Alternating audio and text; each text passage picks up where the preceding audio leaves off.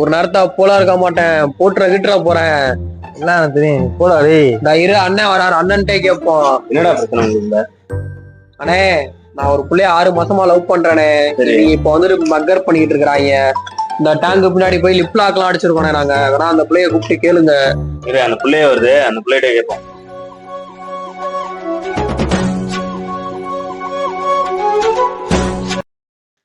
அம்மா யோமா ஏமா, நீ நம்ம கணேச லவ் பண்றியா இல்ல எந்த பையனை லவ் பண்றியா? இவன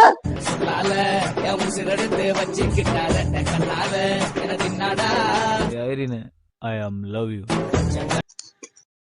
இவர இல்ல, இவர. என்னையா?